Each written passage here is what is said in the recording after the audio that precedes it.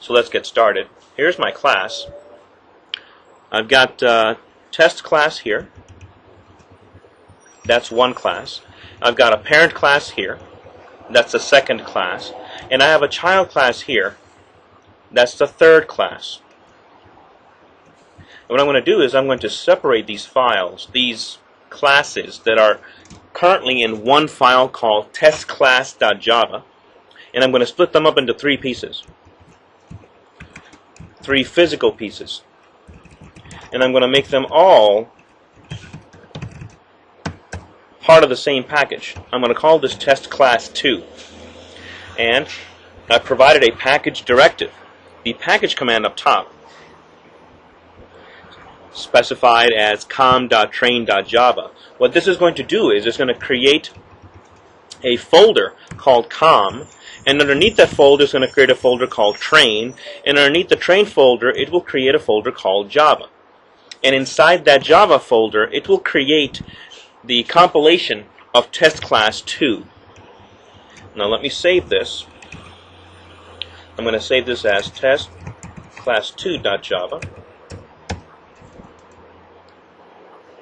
The package keyword must be in the first line of the code. The include statements and class statements must proceed afterwards. Now notice in here right now I'm instantiating a parent class, I'm instantiating a child class, and I'm using methods in the parent and child classes which does not exist in this physical file. I'm going to open up a new document here. I'm going to take the child class out again. I'm going to specify the same exact package name that I gave before, com.train.java, and I'm going to save this file as parent.java because that is the name of this class right here. So different class, different physical file, but the same logical package name. I'm going to open up another one, and here's the child class finally. Again, I'm going to put the package directive and save this as child.java. When this says extends parent, it's looking for the parent class file to instantiate. So now in my folder I have a child.java, a parent.java, and a testclass2.java. The testclass.java is the original file that I started with, and I split it up into three separate pieces. But the same exact package. I'm going to provide the path to the Java SDK and compile this, provided a directive. And the first thing I'm going to compile is the two classes, the parent.java, and I'm going to compile the child.java. The Java C-D is telling it to create the directory structure, and the period that comes after the -d is telling it to start from the current directory. Finally, I'm going to compile testclass2.java. Now if I look here, notice there's a folder here called com, and inside the com folder I have a folder called train. Inside the train folder I have a folder called Java. Notice it's train Java com, which is how I've got my directory structure.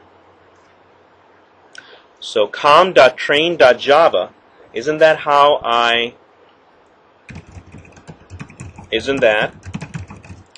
I created and what I called my package, com.train.java, which is how I created the directory structure.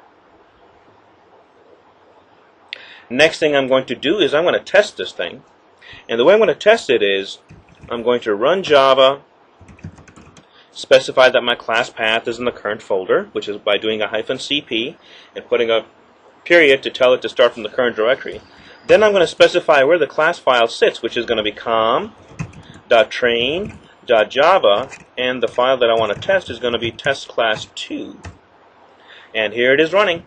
Parent is walking, parent is talking, child is walking, Alex is walking. If I look at test class 2, here's the instantiation of parent and child, which are now in 2 separate physical files, but one package, which is this package right here.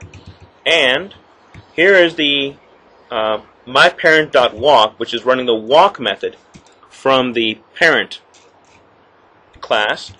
MyChild.useParent, which is running the useParent method from the child class. MyChild.walk, which is running the walk method from the child class. And MyChild.walkAlex, which is running the walk method from the child class that has been overloaded to allow a parameter called Alex, or a name. So I took one file, which was testclass.java right here, and I split this physical file up into 3 pieces. The first piece called testclass2.java, the second piece that was called parent.java, which contained the parent class, and the third piece called child.java, which contained the child class.